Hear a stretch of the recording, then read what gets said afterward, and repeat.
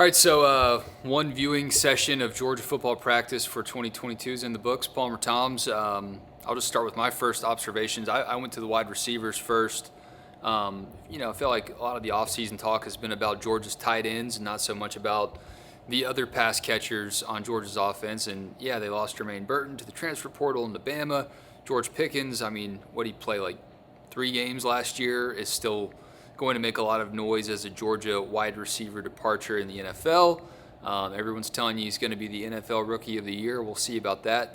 But I was wondering about, the guys that are actually wide receivers for Georgia this season. They bring back A.D. Mitchell, Ladd McConkey, Kearis Jackson, and I wanted to see what they were up to. And they did some short little, very quick, choppy run through some tackling pad kind of drills. And I was impressed with the fact that none of those guys had a drop. I know it was kind of a short little drill, but look, I thought someone might be rusty. Someone might let the ball hit the turf, and nobody did. So that's one thing to take away from Georgia's camp. As Forrest Gump says when he makes an investment in that fruit company, and he talks about the money that he and Lieutenant Dan made, it's one less thing to worry about when you have sure-handed wide receivers. Palmer, what did you see from what you looked at in practice?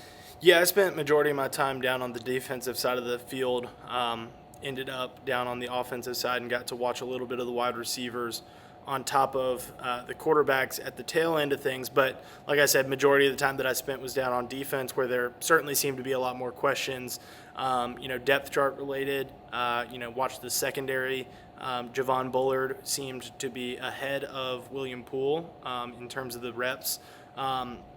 That like I said, we talked about earlier, talking about Smile Munden as a potential breakout player. We had Bullard on that list as well, and it would not surprise me to see him shoot past William Poole on the depth chart.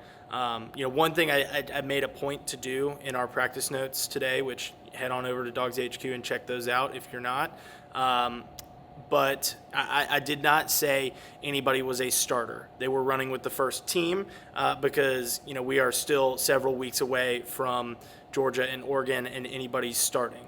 But it did appear that Bullard was running with the first team, which was not a big surprise.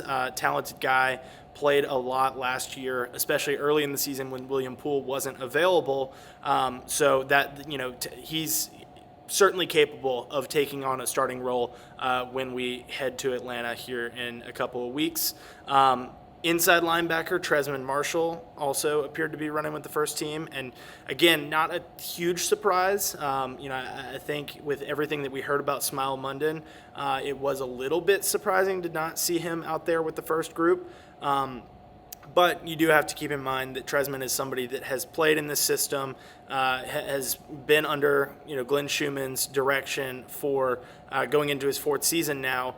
He's experienced, so the experience when you lose so much is incredibly valuable. You can't create that. The only way to create that is through playing, and he has played when he has been healthy. So seeing those two, the inside linebackers, the secondary, weren't too many surprises in what we saw. I think the biggest surprise would probably come on the offensive line, where Tate Ratledge was running with the first team. Devin Willick opposite of him.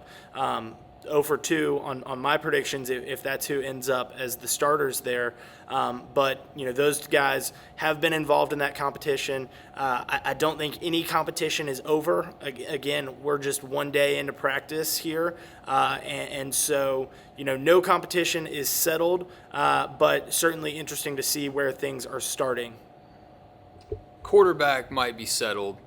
Maybe. I think we feel good about that. Yeah. What was and I'm putting you on the spot, so I'll give you a second to think about it. The bullhorn quote of practice for me was Jackson Meeks was getting singled out by Kirby Smart for having his undershirt untucked under his practice jersey, and Coach Smart said, "You can tuck that in, or cut it off, or I will cut it off for you." So I thought that was pretty funny. What'd you What'd you hear out there?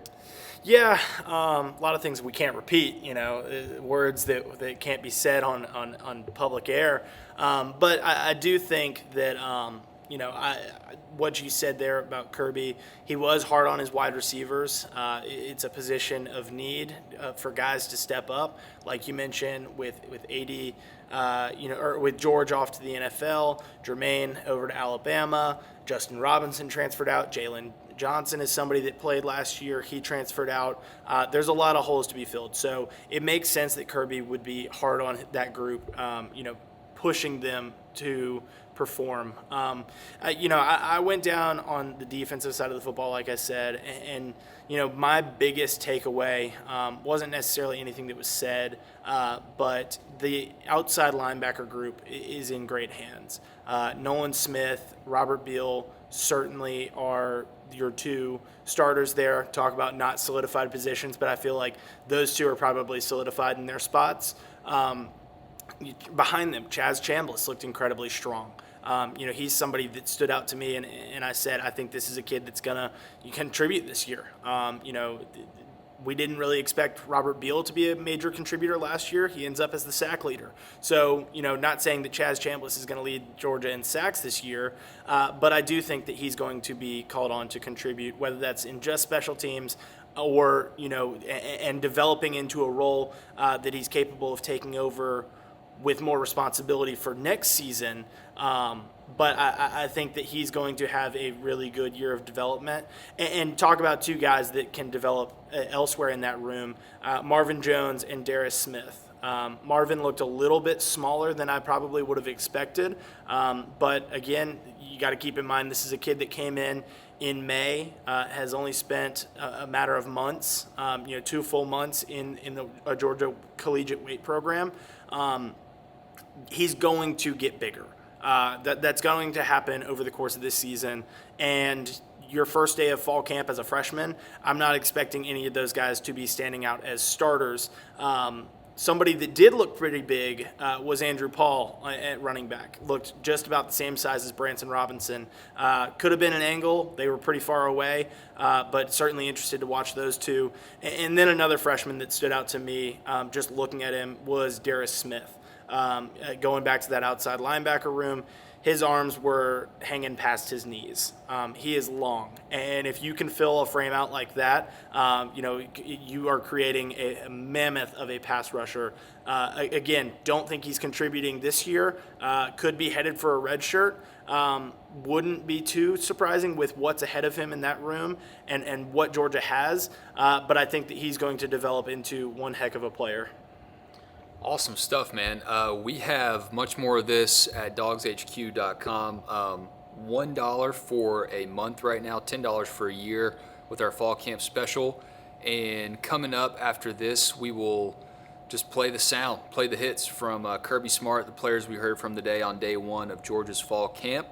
And we won't leave you hanging much longer after that. For Palmer Toms, I'm Wes Blankenship. We will catch you over on the DawgsHQ message board, or DawgsHQ on Twitter, Facebook, Instagram. We're everywhere. Peace.